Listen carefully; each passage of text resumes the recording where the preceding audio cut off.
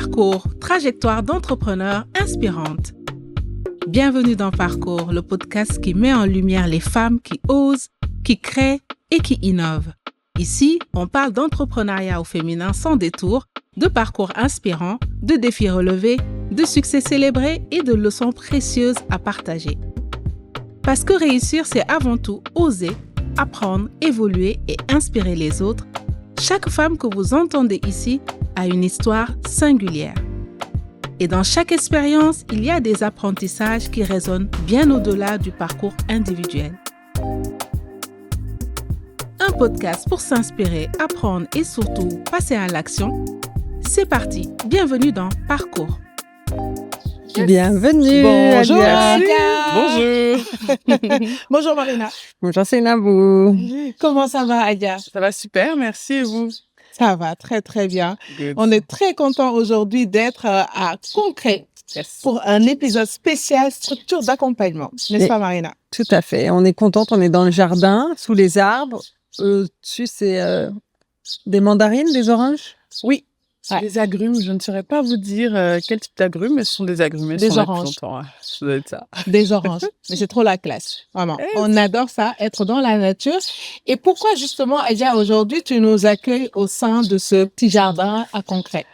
Parce que déjà, merci beaucoup d'être venu. Bienvenue à la maison. Donc, alors, on vous accueille aujourd'hui dans le jardin parce que c'est vraiment le lieu de partage chez Concret.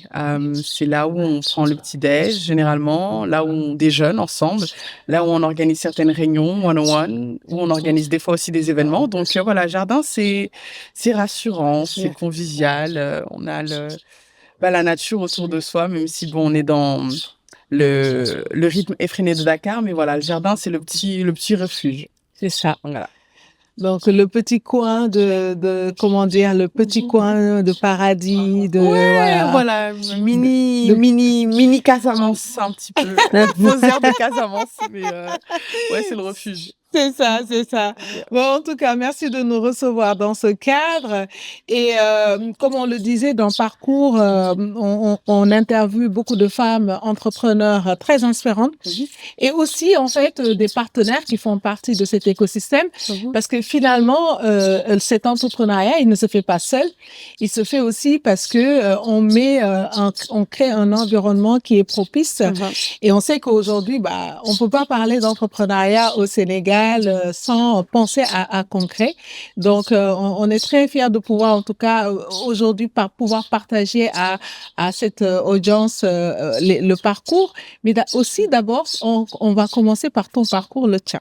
Yes. Et Marina a une question fétiche. Tout le monde doit se prêter au jeu du parcours. Parce que ce qui est intéressant, c'est de voir comment on a évolué dans nos vies, d'où on est parti, par où on est passé. Donc, avant de parler de Concret en détail, on voudrait parler un peu de toi. Et notre petite question fétiche du début, c'est toi, quand tu étais petite, qu'est-ce que tu voulais devenir plus grande? Alors, quand j'étais petite, je voulais faire plein de choses. Alors, l'une des premières choses que je voulais faire, c'était journaliste reporter d'images. Je voulais être sur le terrain, parler aux gens, découvrir des histoires et pouvoir les raconter. Donc ça, c'est l'une des premières choses que je voulais faire. Ensuite, il y avait avocate. Donc, ça a toujours un lien un petit peu avec la communication, j'ai l'impression. Avocate parce que je voulais défendre les gens et j'étais plus ou moins réputée comme étant très convaincante quand j'étais plus jeune. Ensuite, voilà, au fil de l'eau, c'est beaucoup plus... je n'avais pas forcément de métier en tête, mais ce que je voulais faire, en tout cas à la fin de mes études, c'était aider les gens à s'aider eux-mêmes. C'était un peu abstrait comme ça, mais je lisais beaucoup de choses, d'articles, magazines, etc. au moment où je faisais mes études et ça me chiffonnait beaucoup. Alors, je suis née, j'ai grandi en France et donc c'est vrai que j'ai eu la chance de venir souvent en vacances tous les 2 ans à peu près. Et donc, quand je venais en vacances, toujours super excitée, on partait en Casamance, voilà, on allait à la plage et tout. Et donc, quand je racontais mes vacances à mes camarades ou même des fois à mes professeurs, ils me regardaient un petit peu du style, bon, peut-être, c'est peut-être pas très vrai ce qu'elle raconte. Parce que la perception que les gens avaient de l'Afrique, même du Sénégal, n'était pas celle que je vivais. Et donc voilà, ça c'était l'un des premiers, on va dire, manque d'alignement, je sais pas comment on peut dire ça. Où tu t'es rendu compte qu'il y avait quelque chose quelque chose qui collait pas, en tout cas avec le narratif que je vivais. Et de l'autre côté aussi, je voyais, comme beaucoup, à cette époque-là, jusqu'à maintenant encore un petit peu, mais la manière dont on dépeignait l'Afrique, la misère, le continent de la misère, le continent de la pauvreté, etc. Alors que moi, une fois de plus, quand je venais en vacances, c'était pas ce que je voyais. T'étais en émerveillement total. Exactement. Ouais. Et donc, l'une des questions que je me posais, en tout cas quand je faisais mes études, c'était comment faire en sorte qu'on puisse changer ce narratif, sans pour autant arriver vraiment avec la cape de super-héros, etc. Mais comment contribuer à faire en sorte qu'on puisse changer ce narratif, mais de manière très pragmatique, sans pour autant entrer dans la dimension, je dirais pas associative, mais humanitaire, parce que je ne croyais pas forcément en ce modèle-là, le modèle un peu misère, etc. Mais beaucoup plus, comment est-ce qu'on peut donner des outils aux gens pour qu'ils puissent s'aider eux-mêmes. Donc, c'était un peu ça mon postulat, comment aider les gens à s'aider eux-mêmes. Et donc, à partir de là, donc j'ai fait une licence et un master. Alors, une licence à Créteil, c'est une licence qui s'appelait Administration et échanges internationaux, donc très orientée vers l'international. Et mon master, c'était International Business. Et donc, je savais que je ne voulais pas forcément travailler et vivre en France. Donc, je savais que je voulais m'établir en Afrique. Et donc, le but, c'était comment faire pour contribuer à cela. Et en me renseignant, à l'époque, en tout cas 2014-2015, il y avait une émulsion autour de tout ce qui était entrepreneuriat, les incubateurs, on parlait beaucoup du CETIC, du Jocolabs, etc. Donc, je me renseignais beaucoup à travers une plateforme qui s'appelait Startup Bricks. Là, tu étais en France encore quand tu te renseignais et tu te renseignais sur ce qui se passait au Sénégal. Exact. Okay. Et donc, beaucoup de recherches, j'ai eu à interroger beaucoup de personnes de l'écosystème à l'époque et je suis tombée sur un article qui parlait de Concret comme étant un incubateur dans le numérique, etc. Et donc, j'ai eu à discuter avec Babacar. Je pense que Concret a été créé en 2014. Moi, j'ai interagi avec Babacar en 2015, fin 2015. Et donc, l'idée pour moi aussi, c'était de faire un stage au Sénégal pour pouvoir un petit peu faire en sorte que cette vision puisse se matérialiser. Donc, c'est à ce moment-là que j'ai demandé à Babacar est-ce qu'il était OK pour que j'intègre Concret pour pouvoir, moi, dans un premier temps, découvrir et contribuer à ce que cette boîte faisait à l'époque. Et donc, il a accepté. Et c'est là qu'a débuté l'aventure Concret avec 6 mois de stage. Ensuite, je suis rentrée en France pour suivre mon master, donc mon master 2, et je suis revenue en 2017. Et depuis lors, je suis là. Incroyable, hein? Vraiment, on voit un objectif très clair sur ce que tu avais envie de faire, comment tu voulais le faire. Et effectivement, cette recherche-là qui t'amène vers ça et qui te permet de découvrir Concret et comme quoi aussi les structures d'accompagnement communiquer. C'est ça, c'est important. Oui, en fait, il y a vraiment un travail de marketing à faire parce que finalement, c'est comme ça qu'on trouve aussi les talents qui vont chercher des entreprises avec qui ils ont les mêmes valeurs ou la même mission, etc. Exactement. Et encore plus, avec cette nouvelle génération, on parle beaucoup de la Gen Z qui est en recherche profonde aussi quand même de sens. Donc, c'est important que, en tant que structure, aussi qu'on puisse faire ce marketing des activités et de nos entreprises, de nos organisations. C'est vrai. Alors, si je prends le cas de Concret, pendant longtemps, c'était vraiment l'un de nos plus gros point faible, en fait, de pas assez communiquer. Je pense qu'il y avait aussi, en tout cas, si je prends mon cas, pendant longtemps aussi, il y avait un peu le syndrome de l'imposteur où on se dit, est-ce que on doit communiquer? Enfin, est-ce que c'est le moment de communiquer, en fait? Est-ce qu'on est prêt? Est-ce qu'on est prêt? Est-ce qu'on est légitime? Et surtout ça, à la question de la légitimité, quelque part, où pendant longtemps, enfin, en tout cas, quand on commençait, on était très jeunes. On était très jeunes et donc parler de questions aussi sérieuses que d'entrepreneuriat, d'accompagnement, on a tendance à se dire ce sont des personnes plus matures qui peuvent parler de cela. Alors que des personnes jeunes qui elles-mêmes construisent en même temps qu'elles impactent des entreprises sont peut-être aussi plus en capacité de pouvoir apporter de la valeur. Donc pendant longtemps aussi, il y avait ce rôle un peu ambivalent. Est-ce qu'on doit, est-ce qu'on ne doit pas? Et donc à un moment donné, je pense qu'il faut Finalement, comme faire. les entrepreneurs qu'on accompagne, hein.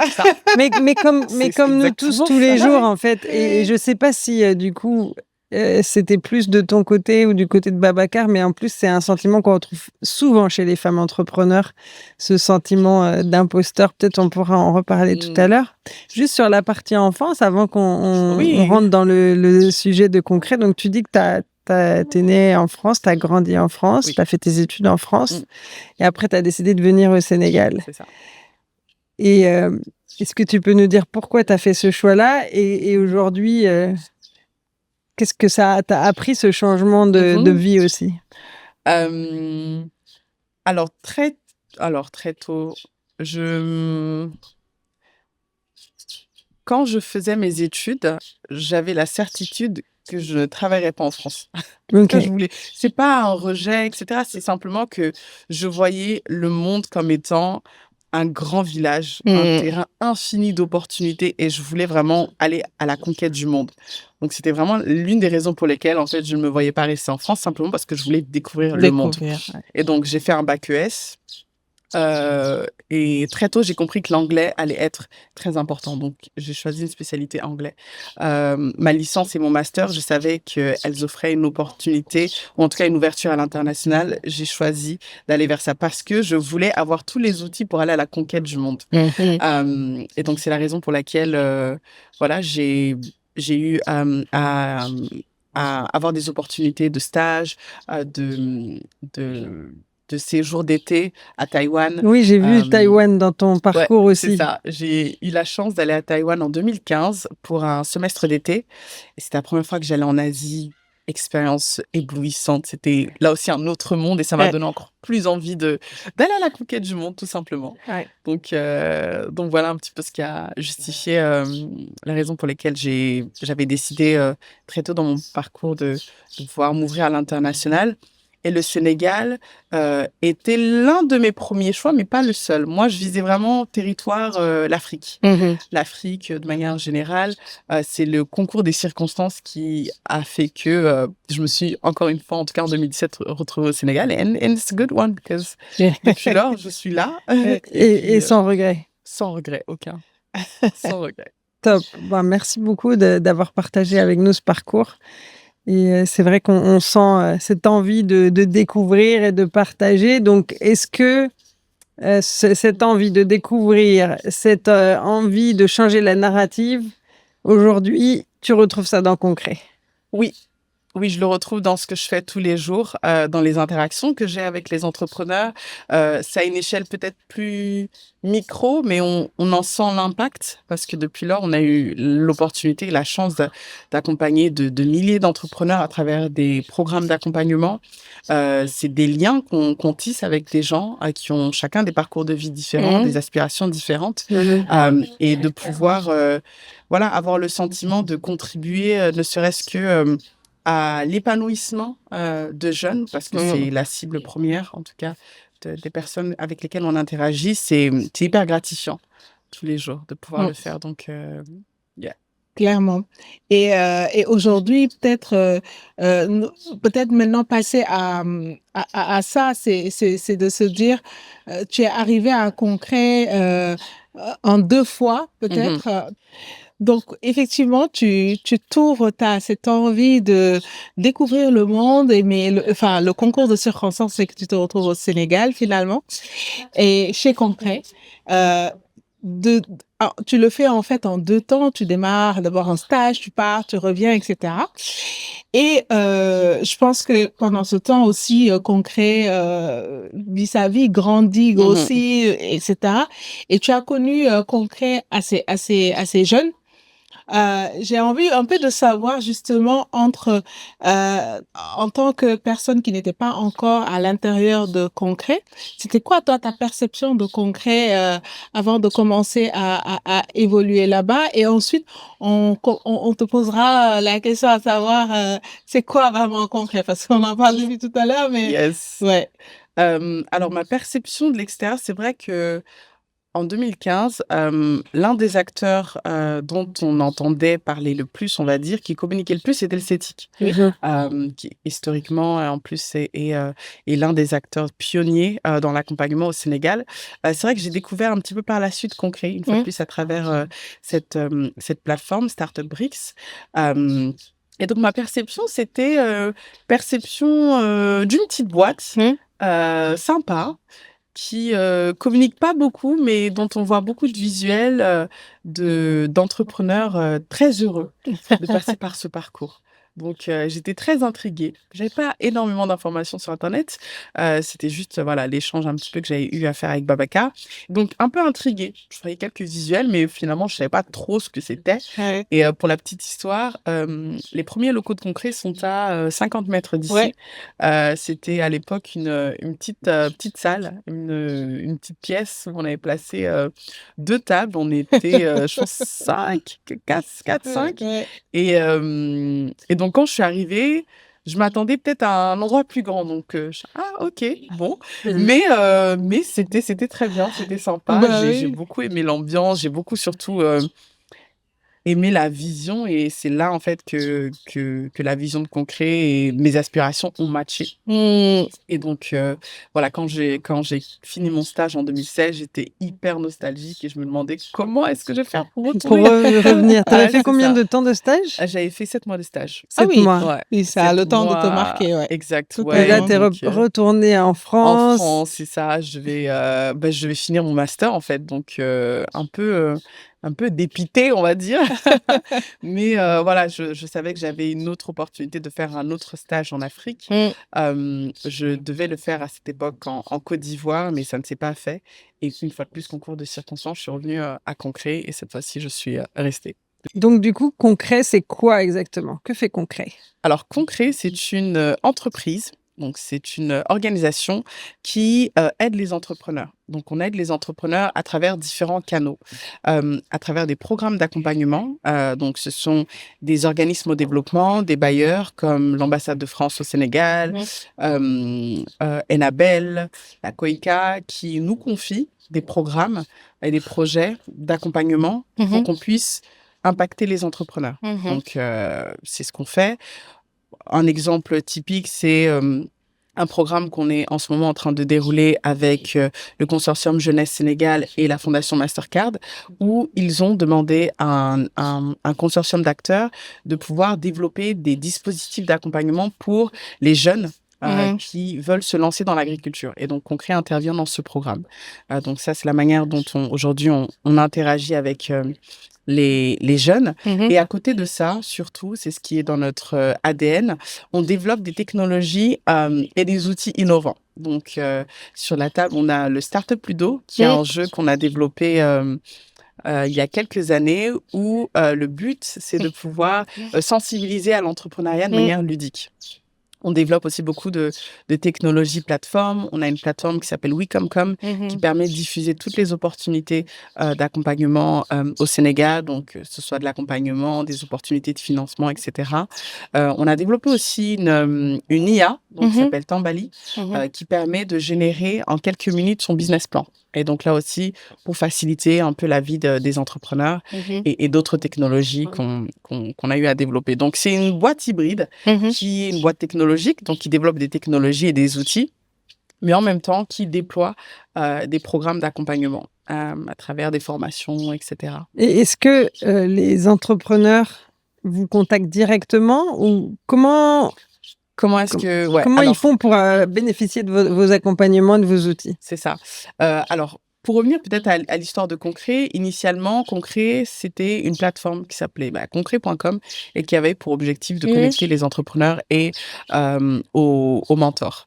En 2014-2016, c'est pas forcément un modèle qui marchait beaucoup parce que les gens n'étaient pas forcément, on va dire, initiés au digital et donc au fait d'avoir recours à des services en ligne. Et donc, le premier pivot a été de se positionner comme étant une structure qui accompagne physiquement les entrepreneurs d'entrepreneurs. Mais on a toujours gardé dans notre ADN le fait de concevoir des technologies et surtout de pouvoir impacter à grande échelle. Parce qu'on était très conscient du fait que impacter aujourd'hui à travers des bootcamps ou des séances de formation qu'on va faire à Dakar, ça va nous limiter à Dakar. Et donc, comment aujourd'hui faire en sorte que une personne qui est à Saint-Louis ou à Tambacounda puisse, elle aussi, accéder à de l'accompagnement sans pour autant avoir les contraintes de déplacement. Donc, c'est la raison pour laquelle on est toujours resté aussi très attaché à cet aspect technologique pour pouvoir, une fois de plus, toucher le plus de personnes possible. Donc, aujourd'hui, pour pouvoir interagir avec nous, donc il y a les plateformes, WeComCom, etc., où on diffuse des offres d'accompagnement. Mais la plupart du temps, ce sont des appels à candidature que l'on lance, qui ont un lien avec certaines thématiques. Exemple, si vous avez un projet en lien avec l'IA et l'énergie, et qu'on développe un bootcamp de 10 jours là-dessus, vous pouvez postuler sur nos plateformes, soumettre votre candidature. Nous, on va faire une sélection et à partir de là, on pourra voilà, entrer La dans ce plateforme, programme. c'est WeComCom ou du coup, c'est le site de Concret? Alors, c'est WeComCom où on diffuse la plupart des opportunités d'accompagnement sur le site concret.com. Aujourd'hui, donc c'est un site institutionnel où on diffuse beaucoup plus des informations qui présentent l'entreprise. Ok. Yes. Et votre cible aujourd'hui, c'est principalement les jeunes, c'est principalement les femmes, c'est principalement les... C'est quoi? Ouais. Alors, c'est principalement les jeunes, les moins de 35 ans. On a à peu près 35% de femmes que l'on accompagne dans le cadre de nos programmes. Donc, ce sont des jeunes qui sont basés soit à Dakar, soit à Saint-Louis, soit à Kaolack, etc., parce qu'on a des partenaires sur place.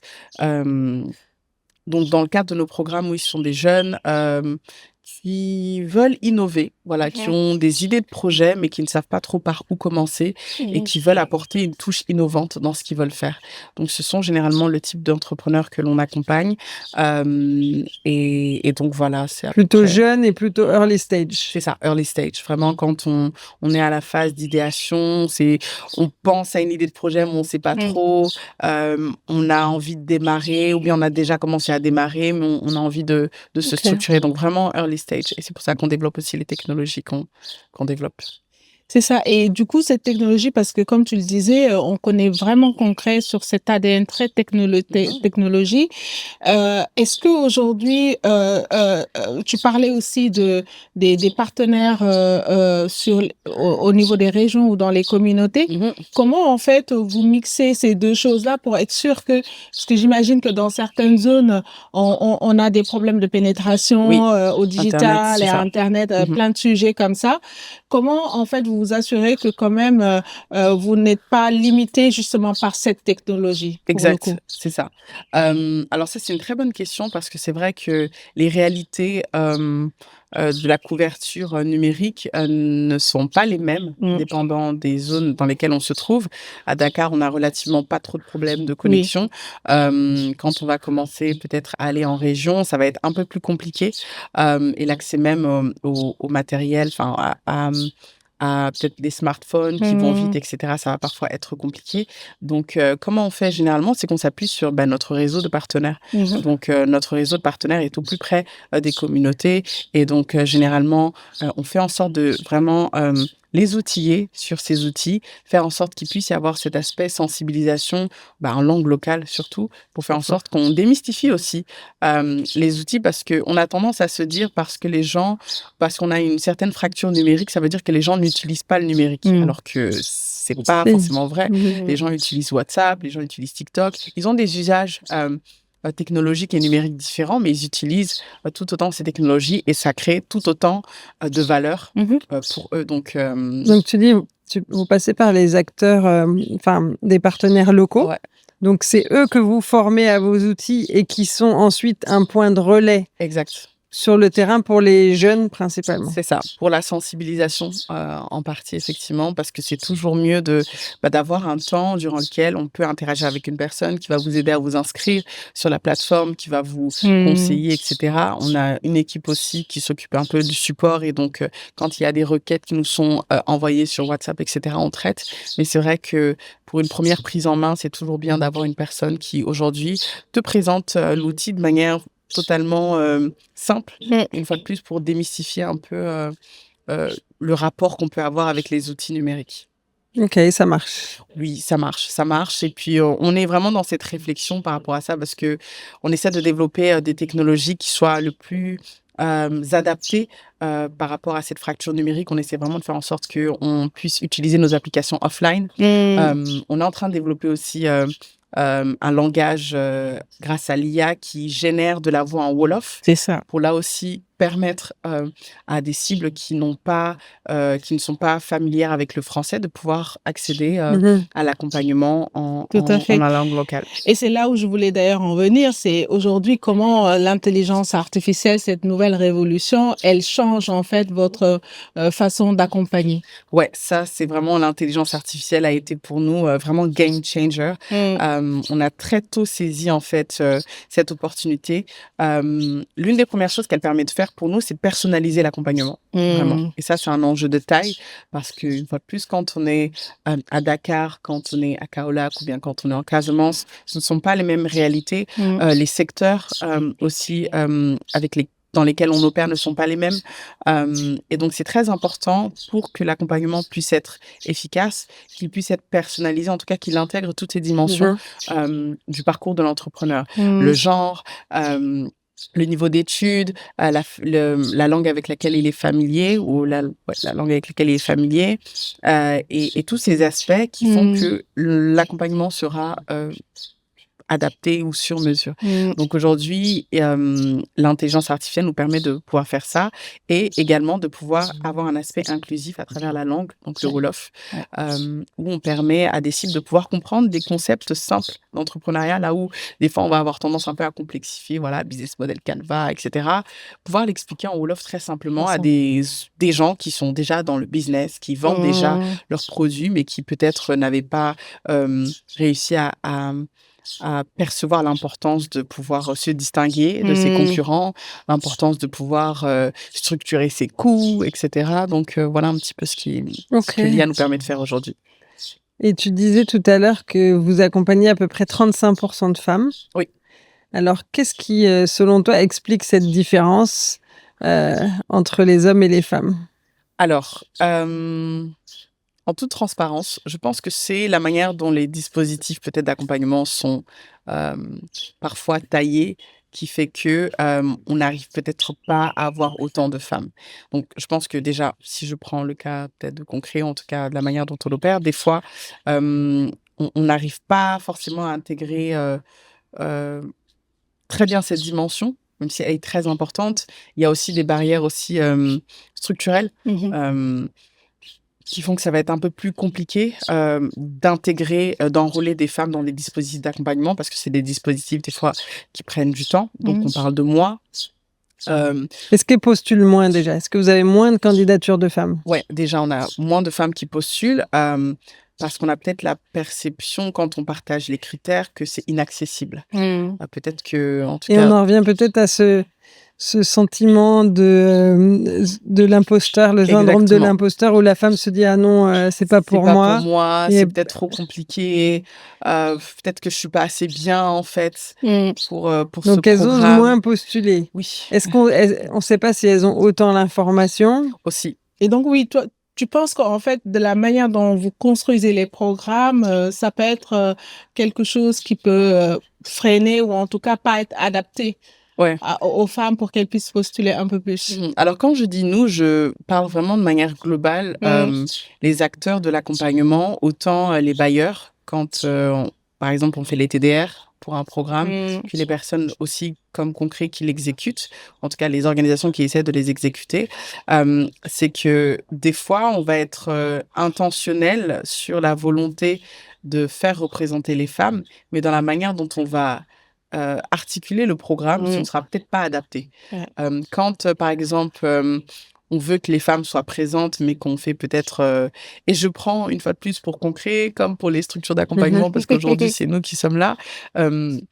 quand on veut intégrer des femmes dans les programmes, mais que par exemple on choisit des heures qui ne sont pas forcément optimales pour elles parce que il y a cette réalité aussi sociale qui fait que quand vous êtes une femme entrepreneur qui doit aussi gérer un foyer, vous allez d'abord vous occuper des tâches domestiques avant de vous focaliser sur vos activités. Et donc ça peut créer aussi des conflits d'agenda où quand on veut faire une formation qui commence à 9h, ça va peut-être pas être possible pour les femmes d'être là à 9h.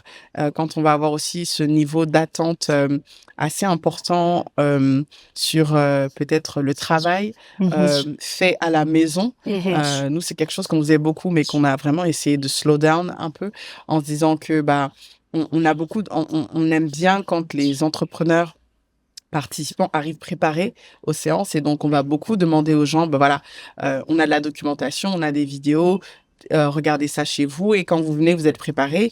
Mais les femmes, des fois, ne vont pas avoir le même temps disponible pour pouvoir faire ça. Un homme, quand il va probablement rentrer chez lui, tout est prêt, ready. La femme, il va falloir qu'elle s'occupe des enfants, il va falloir qu'elle s'occupe de la nourriture avant d'avoir un peu de temps pour elle pour regarder ce qu'on lui a demandé de regarder. Et donc là aussi, peut-être... Donc voilà, ce sont des choses structurelles, en tout cas... dont on a conscience qu'il faut adresser. Et donc, on essaye vraiment de plus en plus de pouvoir intégrer cette dimension-là. Là où on a des quick wins aussi, c'est quand on a déployé la Comcom Box, donc qui est un outil un peu qui permet de pouvoir avoir accès à de l'accompagnement, mais chez soi, donc avec des voice notes, une application, etc.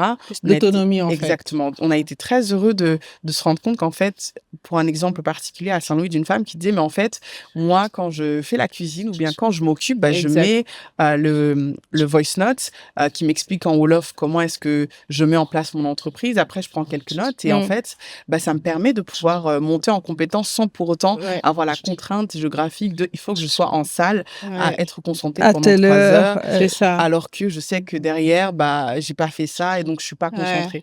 Donc, c'est aussi les moyens pour nous, ce sont les choses pour lesquelles on croit profondément que la technologie peut impacter l'entrepreneuriat et en particulier les femmes. Totalement. Et je pense que il y a aussi cette nécessité, même en tant que structure d'accompagnement, d'être dans de l'itération. Oui, totalement. Justement, de se dire, finalement, on fait de l'accompagnement, on l'analyse, on voit les choses qui fonctionnent et on rebâtit sur ça en mieux. Et ce qui marche pas, on l'arrête et puis on se challenge, quoi, parce que je dis ça tout le temps que une structure d'accompagnement doit vraiment tout le temps se challenger parce que c'est ce qu'on demande tout le temps aux entrepreneurs qu'on accompagne. Donc, c'est nécessaire. Et tout à l'heure, Marina parlait des candidatures qui sont reçues. Est-ce que effectivement aussi, une fois qu'elles postulent, il y a un écart sur les profils d'entrepreneuriat, les profils d'entreprise qui vont être montés par ces femmes-là? Alors, oui, les statistiques nous montrent que on a moins de femmes qui postulent que les hommes. L'une des barrières, ça peut être l'accès déjà à l'information et aussi la perception, un peu le syndrome de l'imposteur. On va se dire, je suis peut-être pas assez bien pour ça. Est-ce que ça me correspond? Est-ce que j'ai le niveau? Est-ce que je suis vraiment entrepreneur? Exactement aussi la Parce question. Parce qu'il y en a une qui avait 15 ans d'entrepreneuriat qui nous a dit « Ah, oui, je suis entrepreneur », qui l'a découvert en fait. En fait, c'est assez impressionnant. Les femmes savent qu'elles travaillent, qu'elles font quelque chose, mais elles se définissent pas toujours comme entrepreneurs alors qu'elles le sont. Exact. Donc, elles vont pas forcément réagir au programme pour entrepreneurs parce qu'elles vont pas se sentir forcément concernées. Ouais, c'est ça. Et après, au niveau des dossiers que vous recevez, est-ce que qu'est-ce que c'est la différence si vous en voyez une entre les candidatures masculines et féminines? Alors, moi personnellement, je sens quand même que quand on a des candidatures féminines, elles sont je sais pas si on va dire de meilleure qualité, mais elles sont de bonne qualité quand même. Parce qu'on voit que ce sont des personnes qui sont sur le terrain. Elles font des choses. Elles ont peut-être du mal à l'exprimer de manière, je dirais pas valorisante, mais comme ce qu'on vient de dire par rapport à la perception de ce que je fais, je vais pas me définir comme un entrepreneur. Je vais dire que, en fait, je fais des jus à mes heures perdues et c'est super bon, mais point. Et des fois, on va même pas le mentionner que c'est super bon. Je dis, non, je fais des jus parce que j'aide ma mère.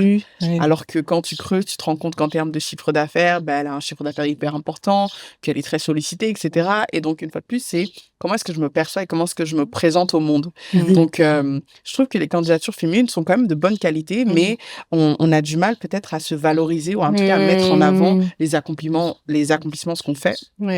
Contrairement peut-être à des candidatures masculines qui vont avoir peut-être plus facilement à valoriser ce qu'ils vont faire.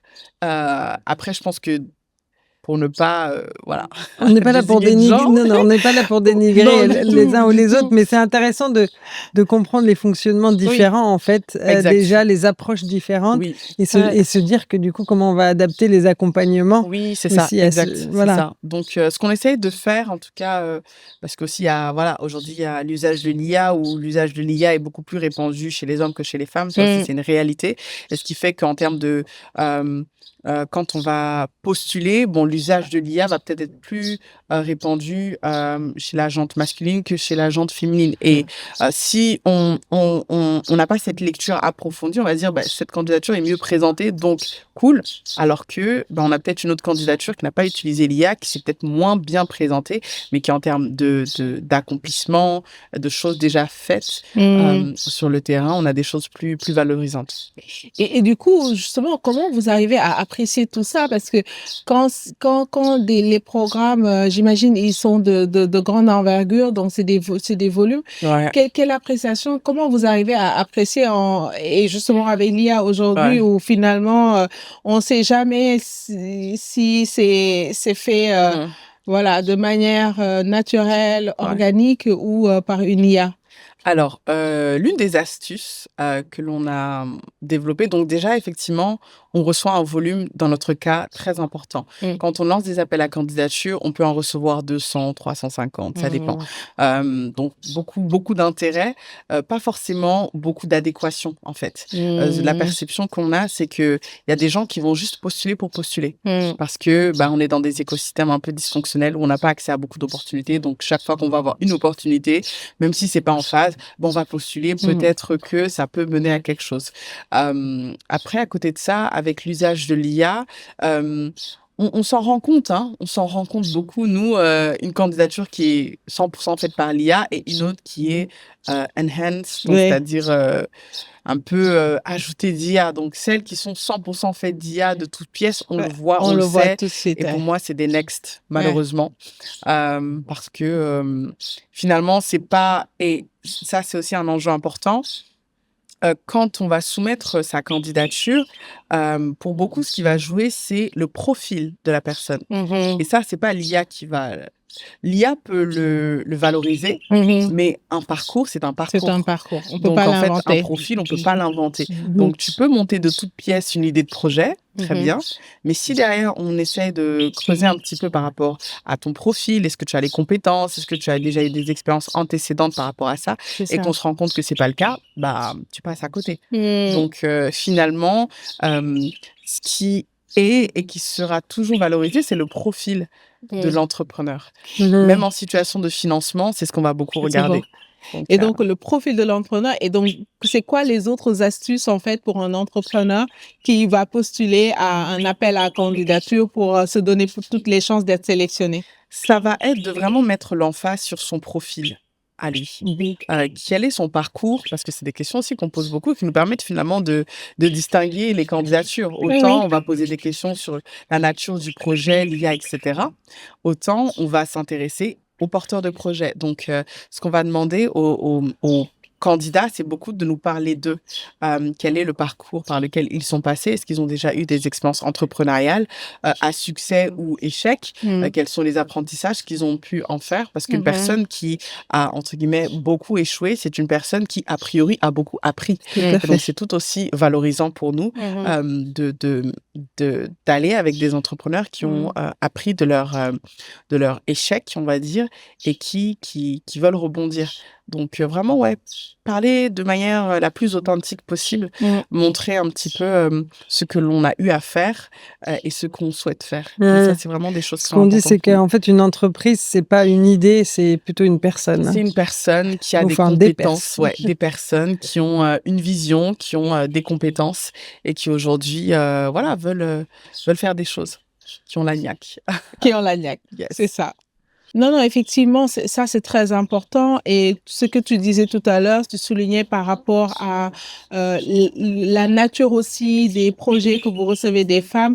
On sent souvent, en fait, le besoin d'impacter, voilà, ce lien très fort avec pour le pourquoi, le why, Ouais. en fait, je fais ça aujourd'hui. Et pour revenir justement sur ces profils de femmes entrepreneurs, qu'est-ce que vous avez retenu après 10 ans d'accompagnement d'entrepreneurs, mais plus spécifiquement, en fait, d'accompagnement des femmes entrepreneurs? C'est quoi aujourd'hui ton appréciation de l'entrepreneuriat féminin de manière vraiment très Les générale? femmes sont extrêmement résilientes. Mmh. Elles sont extrêmement résilientes. Quels que soient les contextes, la Covid, la période post-Covid, etc., elles sont extrêmement résilientes. Et C'est-à-dire qu'elles vont tenir sur la durée ouais, ou elles vont tenir dans les situations très compliquées? elles vont tenir dans les deux cas, hein, dans les situations compliquées et sur la durée, parce que ça reste des soutiens aussi de famille. Il y a beaucoup de femmes qui entreprennent parce que elles ont comme volonté profonde de pouvoir améliorer leurs conditions de vie et celles de leur famille. Et donc ça, c'est vraiment quelque chose qui va driver un petit peu, qui va être leur motivation première. Oui, il y a beaucoup de femmes à qui on demande qu'est-ce que tu voulais faire quand tu étais petite. Et ben, elles voulaient être médecins Ouais. parce qu'elles voulaient soigner leurs parents, leur famille, etc. Donc, il y a ce côté, effectivement, la réussite, effectivement, chez la femme, c'est peut-être l'impact sur la communauté. C'est ça. Et c'est pas très valorisé comme modèle de réussite. Ouais. Et du coup, il y a moins de financement pour ce type C'est ça. d'entrepreneuriat, en fait. Non, c'est ça. Effectivement, les modèles qui sont jusque-là, en tout cas, beaucoup valorisés, ça va être les modèles d'hypercroissance, où les choses vont très vite et où il faut toucher le plus de personnes, il faut être rentable vite, alors que en tout cas, les modèles qui font plus sens pour les femmes sont des modèles qui prennent un peu plus de temps, des modèles où on arrive aussi à impacter. Donc, on va autant valoriser l'impact économique finalement que l'impact social ou environnemental. Et de plus en plus également, on voit émerger un petit peu ces solutions de financement. Si je prends le cas concret, on a lancé avec l'ambassade de France un fonds qui s'appelle le Fonds Impact Terangatech Incube qui se veut être justement une réponse à ce manque de financement-là qui est observé par les entrepreneurs à fort impact social et environnemental. Ils ont moins accès au financement parce que on comprend moins bien ce qu'ils veulent faire. Si on regarde en tout cas la perception financière, on se dit mais ce que tu fais ça fait pas sens, tu gagnes pas assez d'argent et donc c'est pas ça. rentable. Et donc, Nous, on nous a tellement dit mais pourquoi vous faites des serviettes hygiéniques lavables, faites des jetables, c'est beaucoup plus rentable. C'est ça, alors que Exactly. non en fait. Et donc voilà, c'est aussi cette incompréhension aussi finalement des acteurs financiers traditionnels qui va créer beaucoup de frustration et qui a aussi fait émerger ce courant aussi du financement d'impact. C'est ça. Où l'enjeu c'est d'autant prendre en compte la dimension économique, en tout cas l'impact économique, que l'impact social et C'est ça. environnemental. Et qu'est-ce qui est encore toujours bloquant, à ton avis, pour que ces femmes trouvent vraiment leur pleine place et aussi que leur potentiel soit exploité à leur juste titre? Je dirais l'accompagnement, mais l'accompagnement, en tout cas, pas forcément les programmes d'accompagnement. Je crois au fait que le programme d'accompagnement ou les programmes d'accompagnement, c'est un canal, mais qu'il y a d'autres canaux qui permettent de le faire. Le mentorat le fait très bien. Le fait aujourd'hui d'avoir une personne expérimentée qui est dans un domaine, qui vous inspire, qui vous donne du conseil, pour moi, c'est une forme d'accompagnement, en fait. C'est de l'accompagnement qui est tout aussi valorisé et qui est tout aussi démocratisé, on va dire. Donc, c'est l'accès aux bons conseils, parce que des fois, on va lancer son entreprise, on est tellement dans le feu de l'action réflexion que, en fait, il y a des choses on n'arrive pas à prendre du recul. Et donc, le fait d'avoir une personne peut-être qui, de temps en temps, vous donne du conseil, du soutien aussi, du soutien émotionnel, parce que se lancer dans une aventure entrepreneuriale, c'est pas simple. Et donc, encore plus quand on est une femme, où voilà, on a les challenges opérationnels, que les challenges de voilà, il faut que je recrute des personnes, j'arrive pas à recruter les bonnes ressources, j'ai du mal à faire confiance, voilà. Donc voilà, avoir aussi une oreille attentive auprès de qui on peut échanger sur ces problématiques et voilà, chercher un peu d'énergie pour pouvoir attaquer les challenges de la vie, quoi. Donc, dans ces presque 10 ans d'accompagnement d'entrepreneurs au Sénégal, avec une partie, un tiers, on va dire, de femmes, vous avez beaucoup ce volet technologique. Tu disais que peut-être ça peut être un frein aussi pour les femmes parce qu'elles sont moins à l'aise. Est-ce que c'est qu'elles sont vraiment moins à l'aise ou c'est qu'elles ont encore une fois moins confiance de se lancer de ce côté-là, ou peut-être c'est pas des sujets qui les intéressent? Je pense que alors, il y a de plus en plus ces sujets liés à l'IA, à la santé, l'approche technologique de plus en plus, parce qu'on voit aussi que dans les filières scientifiques et technologiques, on a de plus en plus de femmes. Donc, voilà, on voit quand même une croissance de la représentation féminine dans ces secteurs-là. Donc, ça parle à certaines, ça parle peut-être moins à d'autres, où on va avoir des usages technologiques une fois de plus différents. Un canal de distribution, de communication, où voilà, je vais utiliser beaucoup WhatsApp, TikTok pour vendre. Et donc, c'est très bien aussi. Voilà. Je vais faire des lives TikTok pour vendre. Donc, de chez moi, j'ai mon stock, je vends dans tout le Sénégal. Et donc, voilà, c'est des usages, une fois de plus, différents qui font, pour moi, tout autant sens. Et ça, c'est le type de femmes que vous accompagnez, par exemple? Parce qu'on sait qu'il y a des vendeuses sur TikTok, mais je pense qu'ils se font des millions chaque mois, qui sont hyper forts. Ouais. Mais est-ce qu'elles restent dans le secteur informel ou est-ce que vous arrivez à toucher ce genre de femmes dans votre accompagnement? Jusque-là, elles restent beaucoup dans le secteur informel parce que la perception, c'est voilà, je vends dans mon coin, on me dérange pas, je fais mon chiffre, voilà. Les enjeux vont beaucoup plus se poser au moment où on va vouloir un peu structurer son activité et peut-être passer à l'échelle. Où là, on va peut-être avoir le sentiment que ça ne suffit pas et qu'il y a peut-être certains volets qu'il faut pouvoir couvrir. Donc, oui, de plus en plus, je dirais, cette cible, c'est une cible qu'on accompagne et qui aujourd'hui, pour moi, crée de l'impact. Qui crée de l'impact Carrément, aussi, carrément. Yes. Et c'est quoi les secteurs d'activité les plus représentés dans les femmes qui entreprennent que vous accompagnez, vous? Il faut dire l'agriculture, hein. Je pense que autant les hommes que les femmes dans l'agriculture, on a beaucoup de projets dans l'agriculture, de femmes qui veulent valoriser les produits agricoles et qui vont utiliser peut-être le numérique pour le faire. On a beaucoup de projets aussi dans tout ce qui est, enfin, je dirais pas à l'époque, mais c'est toujours le cas dans tout ce qui est eau et assainissement.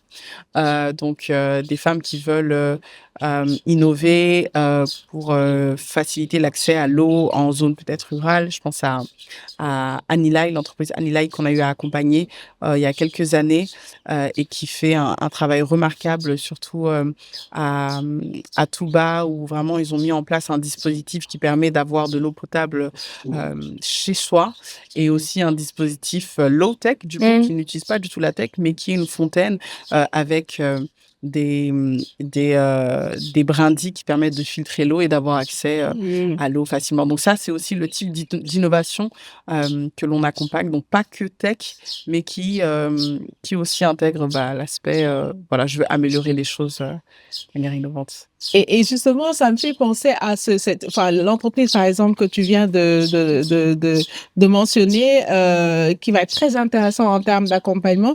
J'aimerais bien visualiser comment tu l'accompagnes, par exemple, c'est quoi son parcours en tant que structure, comment, voilà, il va entrer dans votre pipeline, ensuite, qu'est-ce qu'il fait, sur combien de temps ça dure, etc. Juste pour avoir une idée du parcours d'un entrepreneur qui est accompagné à concret. Ouais. Alors, si je prends le cas de cette entreprise, donc Anilai, donc Anta, qu'on a eu à accompagner en 2021 dans le cadre d'un programme qui s'appelait Young Water Fellowship. Donc, c'était un programme d'accompagnement qui aussi accompagné des innovateurs, des jeunes innovateurs dans le secteur de l'eau et de l'assainissement. Donc, on l'a eu accompagnée dans une période assez spécifique pour elle parce qu'elle était enceinte. Elle venait tout juste d'accoucher. Et donc, lors du premier bootcamp, elle n'est pas venue. C'est son cofondateur qui est venu. Donc, il l'a représentée et donc venu aussi pouvoir un peu acquérir les outils pour pouvoir le lui transmettre. Quelques mois après, une fois qu'elle a pu, entre guillemets, se remettre dans son activité, elle avait eu à obtenir une subvention qui lui a permis de mettre en place les premiers prototypes de la solution qu'elle voulait développer. Donc, au cours du programme, outre les aspects un peu business, définir le pricing, définir le produit, essayer de le développer avec elle, il était question pour elle de pouvoir très concrètement acquérir la matière première et les outils pour pouvoir développer ce qui ressemblait, en tout cas à l'époque, à son premier produit. Et donc, au fur et à mesure, on l'a accompagnée également dans l'itération et dans l'acquisition des premiers marchés. Et à partir de là, donc le programme d'accompagnement s'est terminé. Elle a eu accès à d'autres opportunités d'accompagnement où elle a pu être accompagnée, il me semble, par la WIC, donc à travers la WIC Academy, afin de pouvoir aussi grandir dans son parcours. Mais c'est super intéressant de pouvoir la rencontrer lors d'événements et de voir un peu les différents milestones qu'elle a eu à accomplir. Ce qui est un peu, on va dire, ingrat dans notre activité, c'est qu'en fait, nous, on va accompagner les entrepreneurs au tout début. Et donc, en fait, la perception d'impact, on ne l'aperçoit que des années après. Donc, là où des fois, on va se dire, bon, on est passé par un programme, ils ont pu acquérir du financement, on espère que ça a été impactant, de les recroiser comme ça quelques années après en disant, voilà, j'ai pu mettre en place mon bureau, j'ai 10 employés, j'ai pu faire ça, là, c'est super. Je pense pas que, au contraire, je pense que vous faites un travail quand même qui est essentiel parce qu'en fait, vous le faites au tout début. Parce que finalement, il y a beaucoup d'entrepreneurs qui n'ont pas cette chance, qui vont commencer tout seuls avec ce qu'ils ont comme idées, perceptions et compétences et qui vont perdre du temps parce qu'ils n'ont pas été guidés en fait correctement dès le début. Et ça fait gagner du temps de ne pas faire certaines erreurs. Voilà, donc ça, c'est quand même assez intéressant. Et juste pour rester justement sur ce profil-là qui visiblement est un profil de succès à succès. J'imagine que aussi il y a des parcours peut-être qui sont un peu plus compliqués, qui sont plus challenging. Est-ce que tu peux donner un exemple de là où vous êtes challengé, où vous avez encore des difficultés en termes d'accompagnement? Des choses qui ont moins bien marché. Des choses qui ont moins bien marché, je dirais, c'est quand on évoque la question du financement. En tant que structure d'accompagnement, parce qu'on nous attend aussi beaucoup là-dessus. En tant que structure d'accompagnement, on a tendance, en fait, la perception externe, c'est de se dire, les structures d'accompagnement, elles prennent tout l'argent, elles ne donnent pas aux entrepreneurs, etc. Alors que ils ne font que des formations. Ils font que des formations, on fait que parler, on voit rien après, il y a pas de concret, alors que c'est essentiel. En fait, c'est essentiel parce que à la fin de la journée, comme je l'ai dit, on va s'intéresser à un profil. Et donc, quand bien même on a une idée super innovante, si en tout cas un acteur externe comme un acteur financier n'a pas la perception que la personne en face d'elle est une personne fiable parce que elle a cherché à développer des compétences techniques ou des compétences humaines, on va rien lui confier en fait. C'est sûr. Donc ça, c'est, je pense, un élément qui est très important à avoir en tête. Après, l'autre aspect par rapport à la partie du financement, c'est que nous, qu'on crée, on n'a pas de financement direct. Donc, ce ne sont pas nos propres fonds que l'on investit. On fait quelque part de l'intermédiation en fait avec des opportunités de financement.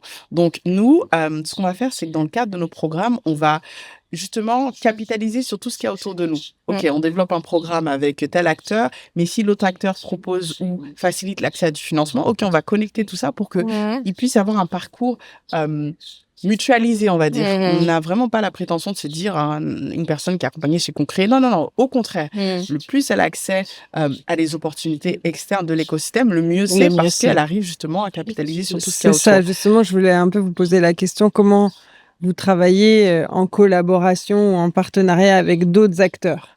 Oui. Comment vous faites ça aujourd'hui? Alors, on a la chance de pouvoir le faire déjà dans le cadre du consortium Jeunesse Sénégal, qui est un consortium d'acteurs qui aujourd'hui ont pour objectif d'impacter la jeunesse au Sénégal. Donc, dans le cadre de ce schéma-là, il y a un programme qui est développé. Chaque acteur aujourd'hui a pas une vocation, mais en tout cas une mission. Et donc, on se donne en fait des tools, on se partage des bonnes pratiques, et on voit comment est-ce que les outils des uns peuvent bénéficier à d'autres pour pouvoir une fois plus impacter les acteurs.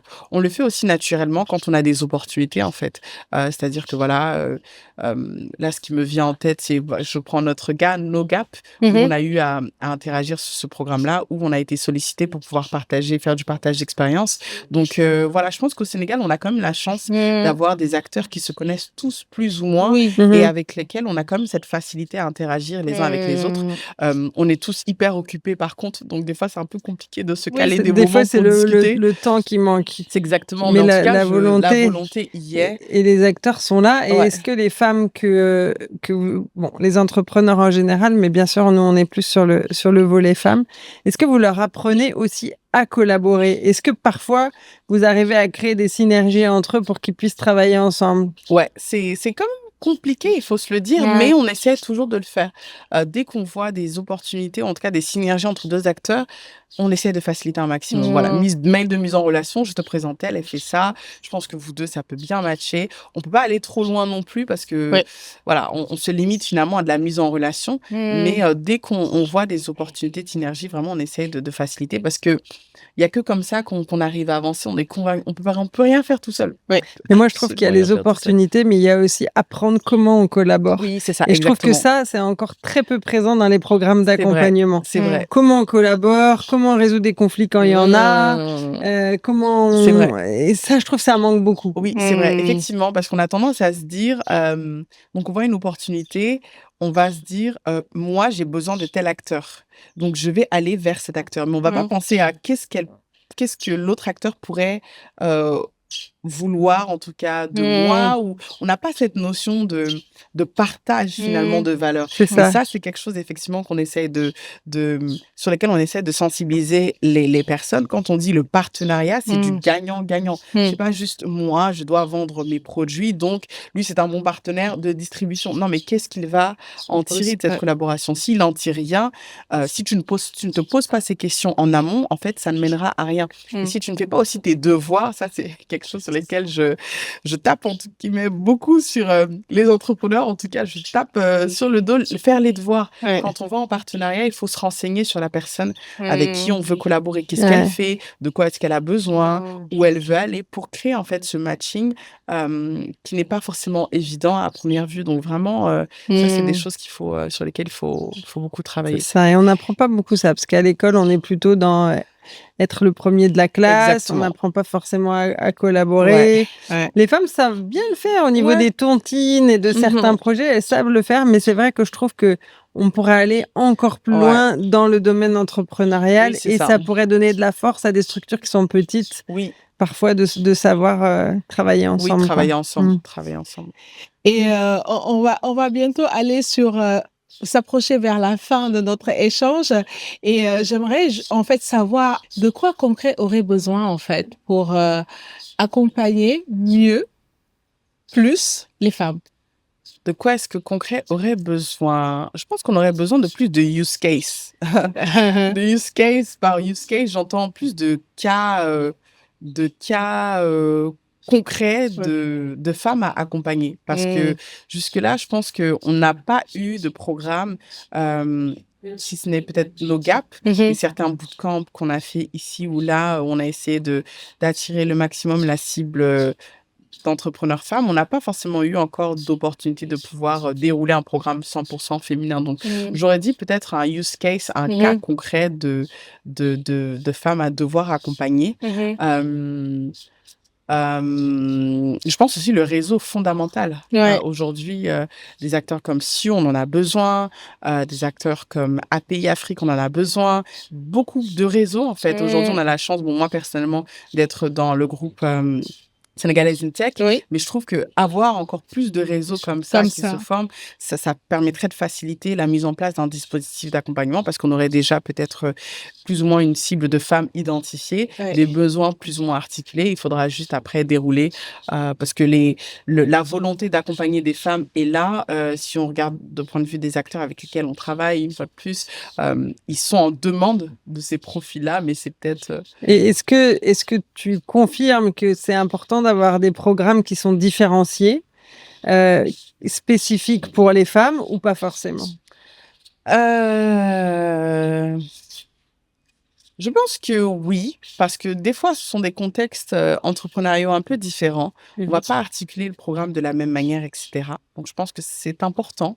Euh, mais dans certains cas aussi, je pense que le fait d'avoir de la mixité peut aussi et créer en fait de la valeur parce que l'accès aux opportunités finalement est dupliqué quand on est avec des acteurs hétérogènes. Donc je pense que Finalement, il faudrait les deux. Il faudrait qu'il y ait une les partie deux. personnalisée, un C'est peu ça. adaptée au quotidien Ouais, c'est ça. et au challenge des femmes. Et puis, il faudrait aussi des moments où on peut se mélanger Oui. avec des entrepreneurs C'est ça. Ça met hommes plus à aussi. l'aise les femmes d'être entre elles. Ouais. Donc, je pense que ça aussi, c'est très important. Mais de pouvoir aussi créer cette ouverture dans les dispositifs. Alors, je pense qu'aujourd'hui, vous avez totalement la légitimité à Concret de poser des recommandations.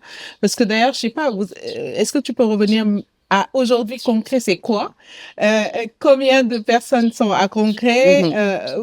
Combien d'employés ça représente? Quelle est l'ancienneté que vous avez? Parce que j'aimerais en fait que tu puisses nous partager ensuite les recommandations que tu aurais à donner pour cet écosystème de l'accompagnement féminin au féminin.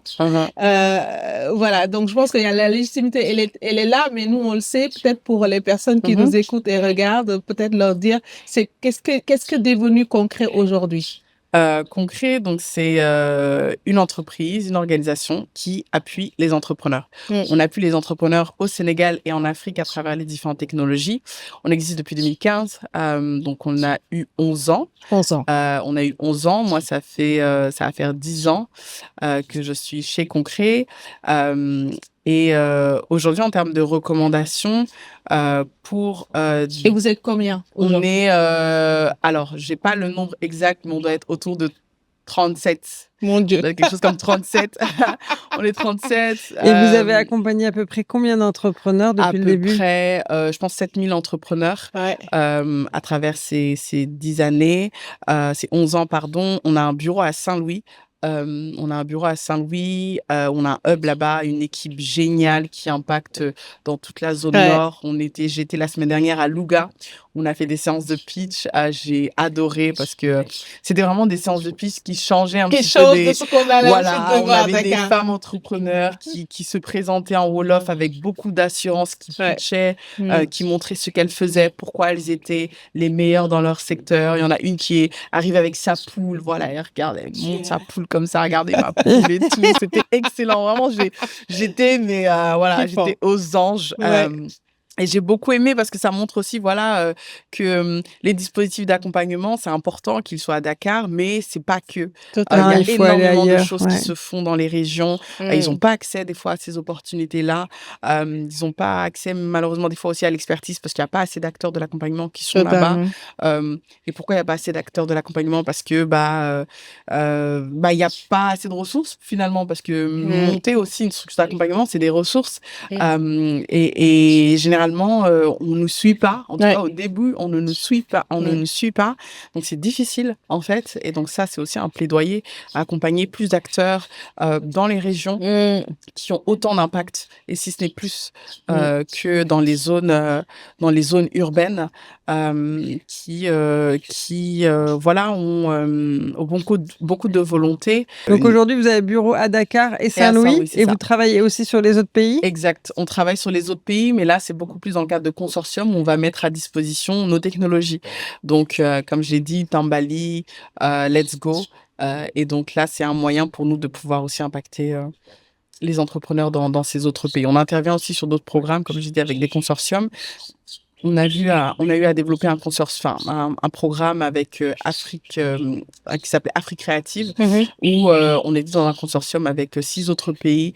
Donc, il y avait le Bénin, il y avait la Côte d'Ivoire, il y avait le Cameroun, il y avait le Ghana, il y avait l'Afrique du Sud. Et l'idée aussi, c'était de pouvoir partage de bonnes pratiques, d'expériences, d'entrepreneurs dans les industries créatives et culturelles. Et aussi, Concret, c'est une entreprise portée par des jeunes, vraiment. Yes. C'est quoi la moyenne d'âge?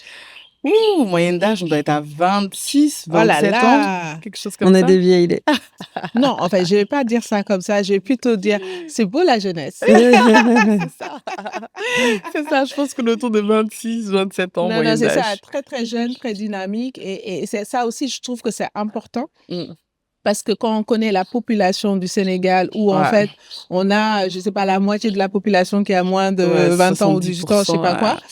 Et je crois aussi profondément au look-alike, en fait. Ouais. C'est-à-dire qu'aujourd'hui, si Adja, si je me fais accompagner par Adja et que j'ai 20 ans, j'ai plus de chances, en fait, d'avoir, tu vois, ce miroir et être un peu plus en confiance que si je suis accompagnée par des femmes un peu plus matures ou des hommes un peu plus matures qui vont peut-être avoir d'autres biais, tu vois, et d'être vraiment ancré sur cette réalité des jeunes. Je pense que c'est super important que les jeunes puissent accompagner aussi les jeunes. Parce que ça, on le voit en fait, parce que votre approche déjà très ancrée sur la technologie, elle prouve que vraiment vous êtes voilà, c'est la nouvelle génération d'accompagnateurs pour la nouvelle génération justement d'entrepreneurs. Donc ça, c'est hyper intéressant. Et donc je posais justement ce cadre par rapport à votre profil pour dire que vraiment c'est une belle entreprise aussi qui a beaucoup grandi, qui a apporté beaucoup de choses à l'écosystème.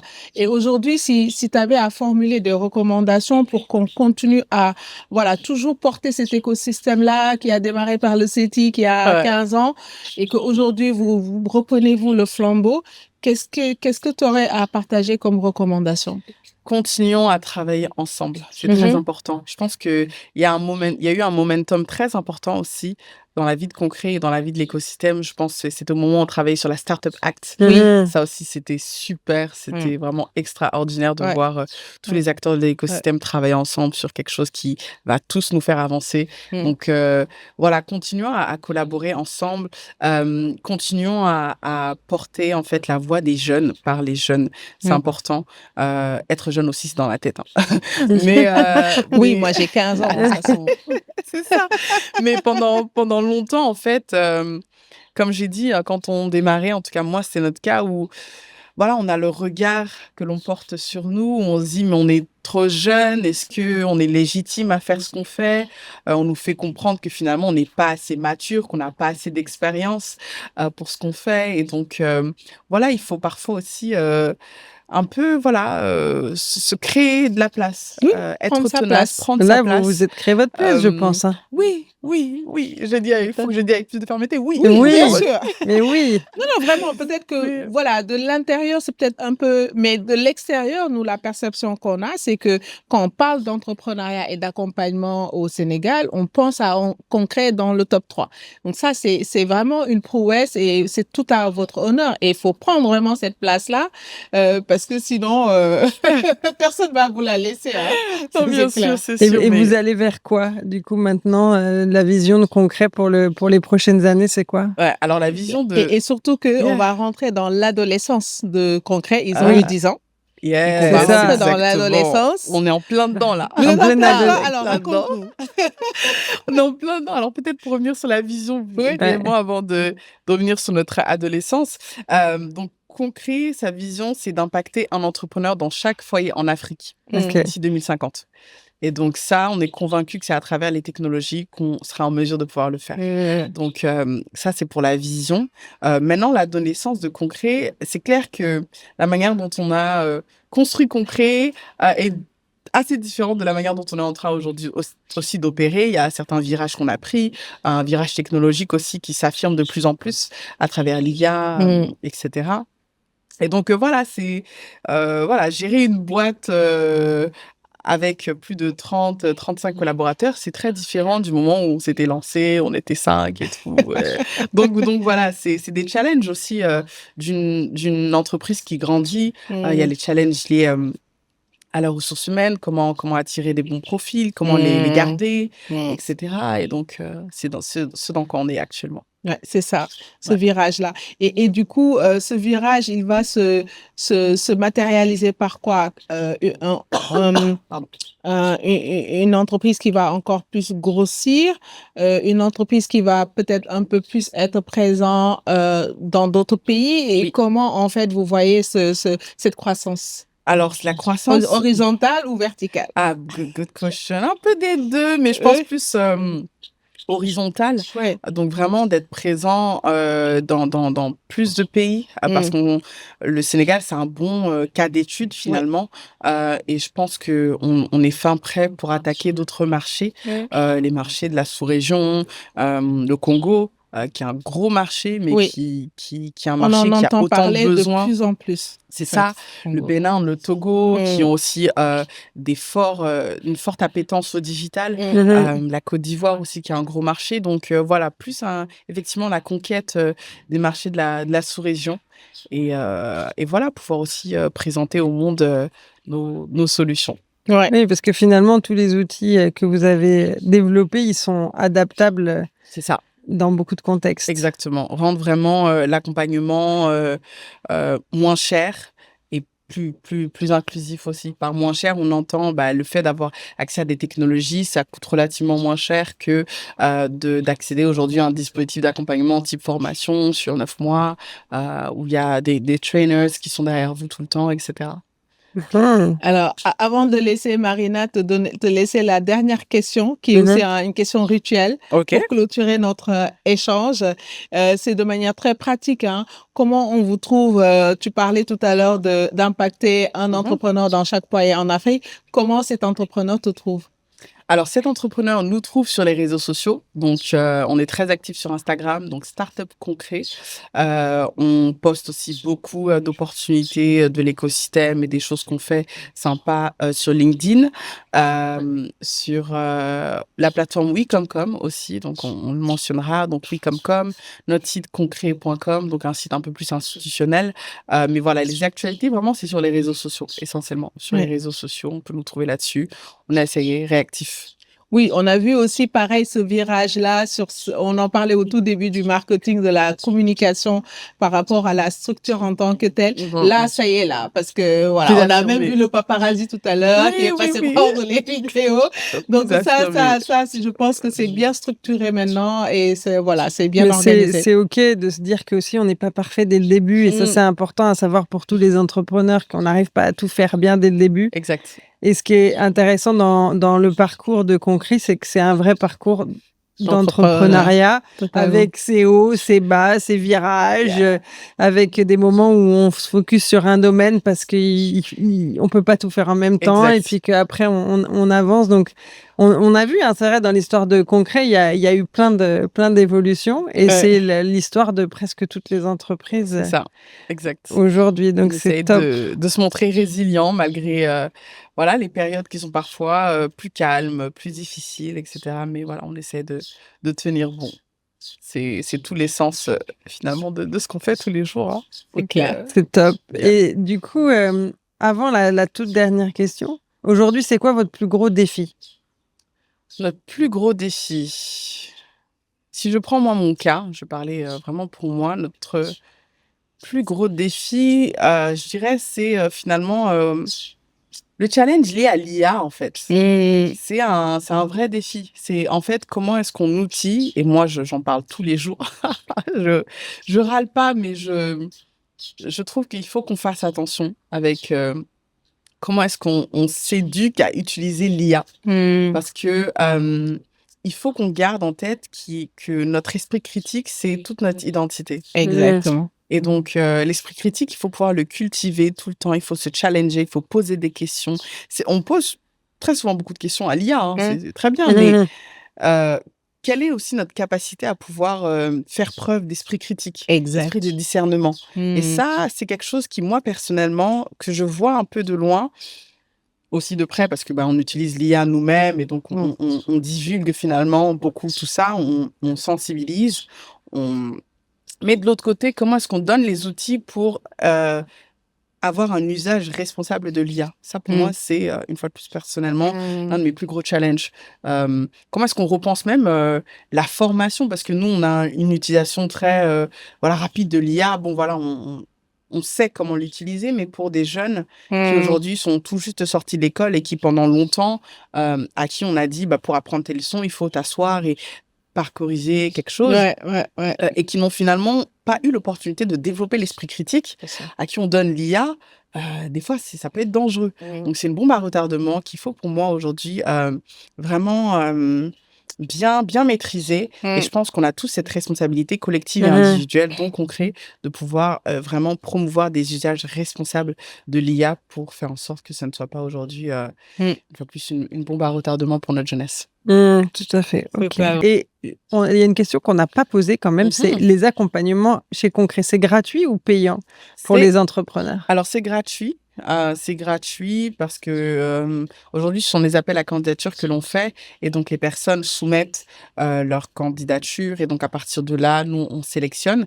On est en train de mettre en avant sur Wecomcom une offre d'accompagnement payante mais qui soit plus abordable. Et donc là, c'est pas nous qui mettons à disposition cet accompagnement, ce sont tous les acteurs. Et aujourd'hui, il y a énormément de coachs, d'accompagnateurs qui aujourd'hui vendent leurs services. Et donc aujourd'hui, sur la plateforme Wecomcom, on veut faire en sorte de donner de la visibilité par rapport à ça pour qu'ils puissent eux aussi diffuser leurs offres d'accompagnement. Donc aujourd'hui, nos services d'accompagnement sont gratuits.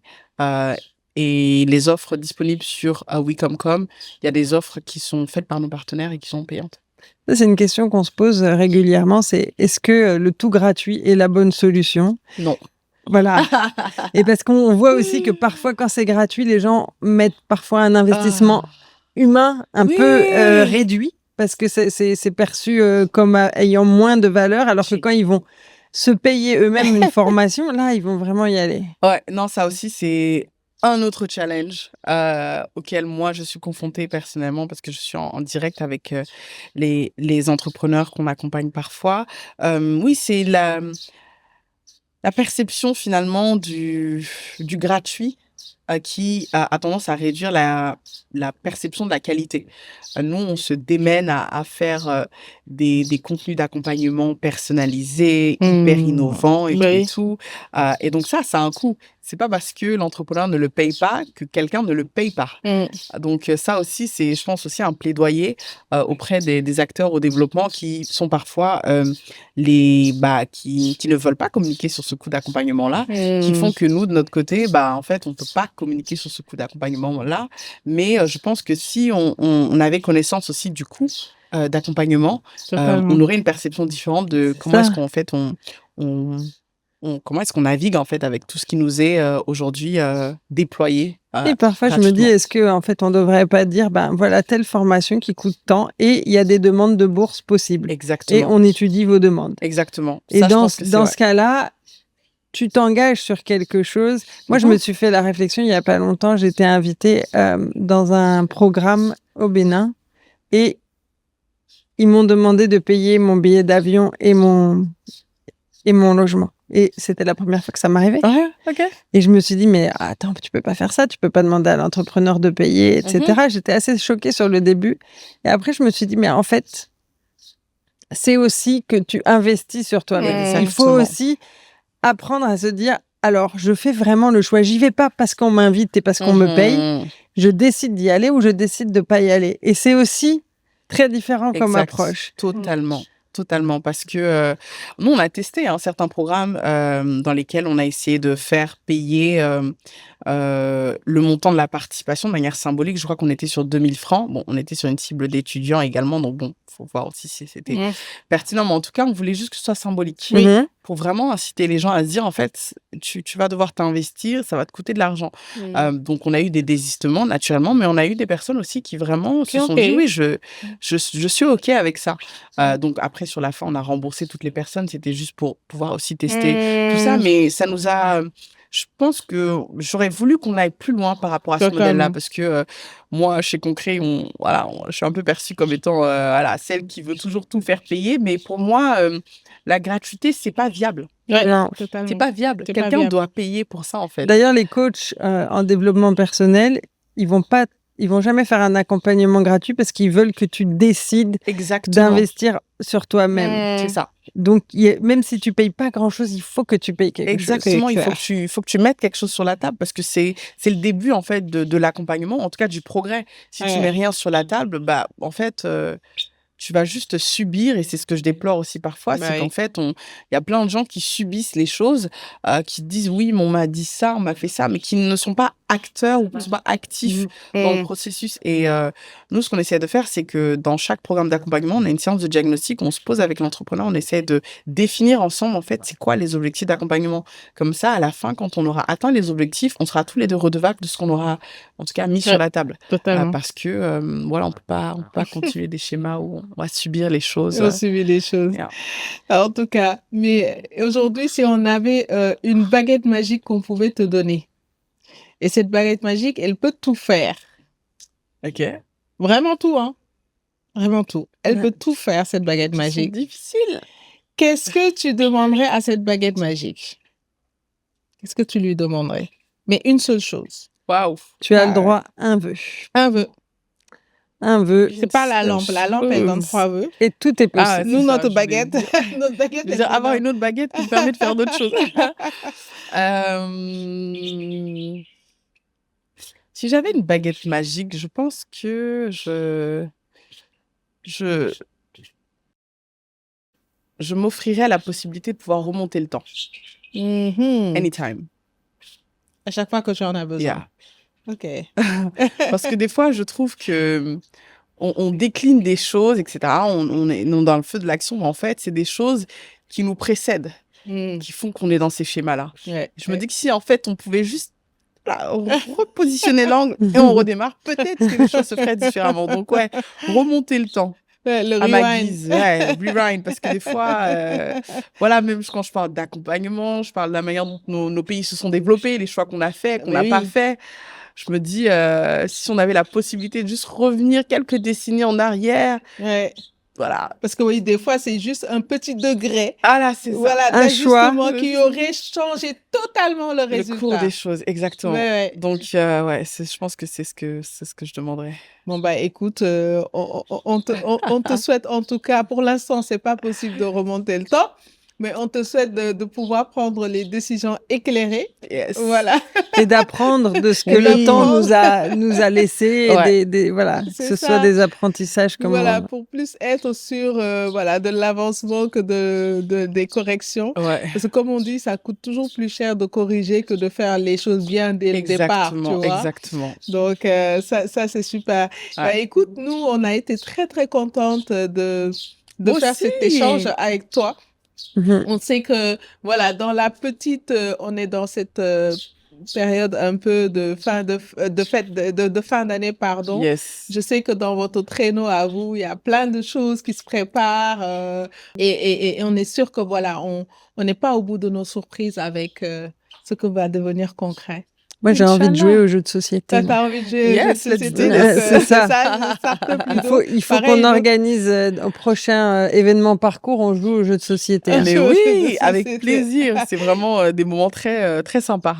C'est On se ça. challenge beaucoup. Et on en profite pour saluer Babacar, qui est le fondateur aussi de Concret, Oui. qui est aussi un ami et quelqu'un pour qui on a beaucoup de respect, je pense, dans tout l'écosystème, et qui est une personne d'engagement et qui est une personne aussi de valeur et qui Oui. a vraiment cette vision de transformer la jeunesse Exact. voilà, africaine. On sait aussi qu'il vient d'une famille d'entrepreneurs exceptionnels. Ils sont leur propre case study. exact. Use case, pardon. Ah. Et vraiment, nous, on vous souhaite vraiment que le meilleur pour la suite. Oui, merci beaucoup. Merci. Donc, vous qui nous écoutez, allez suivre les réseaux sociaux de Concret pour Yes. savoir ce qui se passe, ce qui se prépare. C'est Exact. Et On reste puis, à foncez. l'écoute. Et foncez, c'est ça. Et on va te laisser on va te laisser le dernier mot pour finir. Merci, une fois de plus, merci à vous d'être venus. C'était un super moment. Merci aussi d'être ces actrices de l'écosystème que vous êtes, qui aujourd'hui faites aussi, qui mettez la lumière sur ces parcours de vie, parcours d'entrepreneurs. On est vraiment très chanceux de vous avoir dans l'écosystème. Voilà, j'en profite aussi pour remercier toute l'équipe de Concret, Babacar, Abdoul et toute l'équipe qui sont vraiment de belles âmes qui, tous les jours, mettent beaucoup d'énergie, de dévotion à faire en sorte qu'on puisse faire avancer les choses dans notre écosystème. Donc voilà, c'est le mot de la fin pour moi. Merci Merci à beaucoup, vous. Adja. Merci. À très bientôt. À À très bientôt. Merci de nous avoir écoutés aujourd'hui, d'avoir écouté Adja de Concret. Et nous, on vous donne rendez-vous très, très bientôt pour découvrir un parcours de femmes entrepreneurs inspirant ou un parcours de structure d'accompagnement engagée.